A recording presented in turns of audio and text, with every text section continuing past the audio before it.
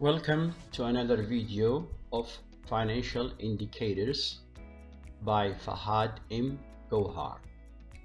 Today's subject will be a very dear subject to a lot of people, which is the employment or the unemployment rate. What does it mean actually, this rate? This rate actually it measures the proportion of the country working age population that is currently employed. Okay, so a high employment rate typically indicate what? Indicate strong economy, while a low employment rate, may signal economic trouble. So what do you expect from employment rate? Okay, when the employment rate it's high, when it's high, it's typically signal that more people are earning wages, which boosts, of course, the consumer spending, which is a major component of the gross domestic product, the GDP, and that's very good. This in turn lead to economic growth. But when the employment rate is low, it's conversely, GDP growth may slow down as reduced consumer spending takes a toll on economy. So that's the distinguish between when it's high and when it's low, and how you can deal with it. Now let's take an example of the employment rate and see what is the formula that is used for employment and unemployment rate. For example, for employment rate, the formula is very simple. You take the number of employed people, you divide it by the working age population, and then you multiply it by 100 because you want to get a percentage. Example here, so you can understand the concept very easy. Let's say you have a working age population between 15 and 64, okay, and it's about 500,000, for example. Okay, then you have employed from them is 350,000. So to get the employment rate, you get the 350 divided by the 500,000 multiplied by 100. You get what? You get 70%. So the employment rate, it's about 70% at this moment. Let's go for the unemployment rate. The unemployment rate, it's the number of unemployed people divided by the labor force, the total labor force, multiply by 100. Let's say, for example, okay, of course, the number of unemployed people, individuals who are not currently employed but are actively looking for work. Let's say, for example, we have 50,000. And then the labor force that's available in the market, totally employed and unemployed, they are about 600,000. So the unemployment rate will be here 50,000 divided by 600,000. You end up with what? 8.33% for the unemployment rate. Of course, there are thresholds for both the employment and unemployment.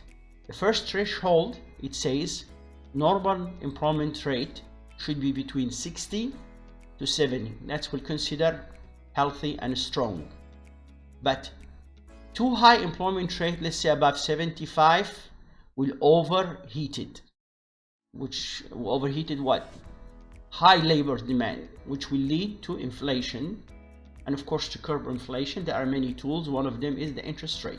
Raise the interest rate, dry up the market, and then you can control the inflation. For the unemployment rate, the normal unemployment rate threshold will be between 4 to 6%. Of course, that's necessary for any healthy economy. But for high unemployment rate, anything above 7%, it means economic distress, where jobs are scarce and economy activity is slow. And that's what we need to avoid. And and any government or any entity or any country, they try to stay away from that.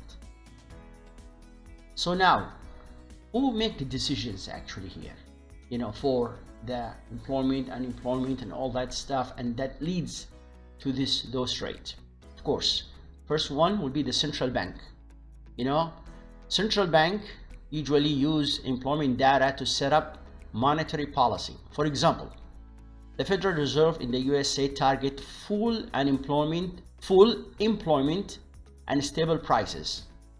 High employment, of course, might lead to high interest rate, while high unemployment might lead to a rate cut. Why? Because, you know, when you have a high employment, inflation will start creeping up. To control it, you increase the interest rate, and vice versa for the unemployment. Second one would be the businesses. You know, company use employment data to forecast demand for their product and services. For instance, if unemployment is rising, a business might reduce production in anticipation of lower consumer spending.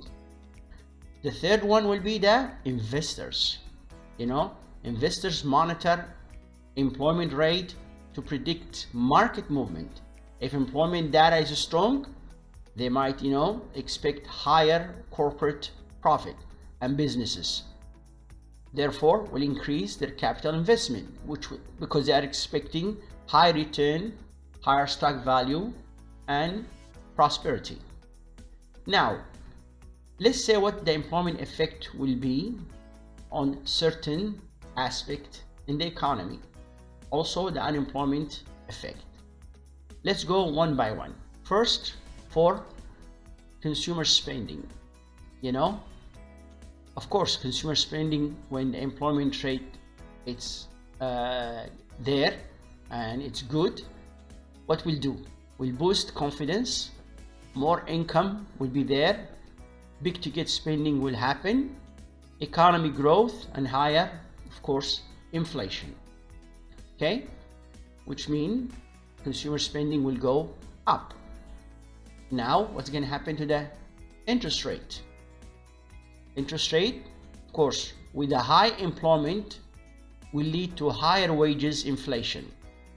Therefore, central bank will increase rate to prevent economy from overheating and causing that inflation, to prevent economy overheating and control inflation. So the interest rate will go up. What about the bond? Or let's start with the stock market first.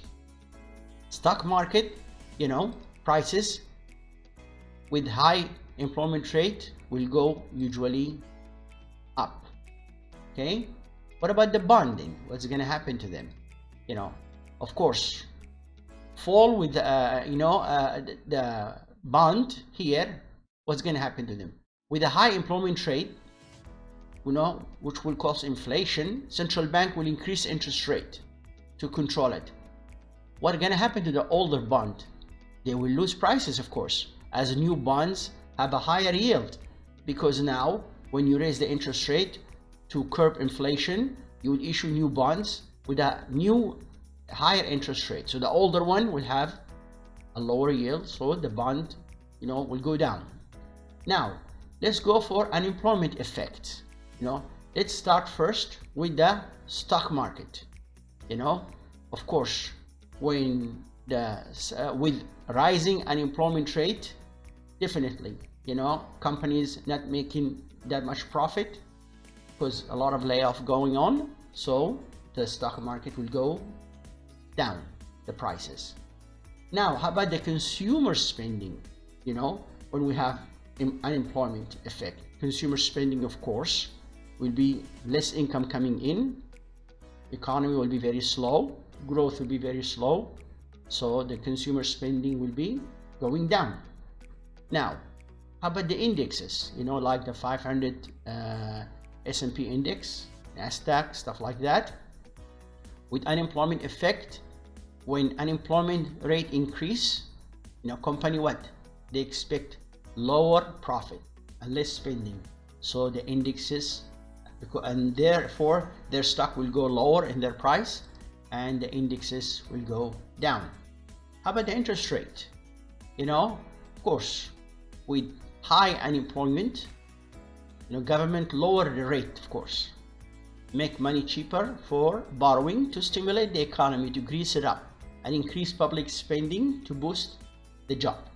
So what's going to happen to it? Interest rate will go down. Now let's see some charts, you know, to give us some idea. What's the effect of employment rate on the S&P? That's the employment rate, which is this line here, and that's the S&P. Okay, you can see here as employment, and this is throughout the year, of course. Okay, and this is the reflection of S&P, you know, employment rate and S&P throughout from 2020 to 2024. This is just, you know, to see how it works. As you see, the index was going up from 2020 to 2024 versus the employment rate, which means employment rate was in a good shape at that point. Now let's go for the effect of unemployment rate on the S&P. Okay, you can see here the S&P and also the value of the employment rate, how they interact with one another. Now let's go with the effect of employment rate on bonds. You know, this is the bond here, and this is the employment rate. You know, how they interact with one another. And then the effect of unemployment rate on bonds. As you can see, the bond, which is here, bond going up, unemployment rate going down. You're gonna ask why. Of course, remember, when unemployment rate goes up, you know, the government issue new lower the interest rate, you know, and that's the interest rate is the of the bond, so the bond rate will go definitely down. So, and the effect of employment rate on inflation rate. Okay, this is employment rate here, this is the inflation from the year 2020 to 2024. So, and last one here, the effect of unemployment rate on inflation rate. Okay, see the unemployment, this line here, and then you have inflation rate. As inflation rate, of course, is increases, you know, that's decrease the, remember, inflation, that's the inflation here, the rate. See, the inflation is increasing. Why? Because maybe the employment is great, so the employment rate then will go downward, definitely. So I hope this really was very informative information for you, and I'll see you in the next video.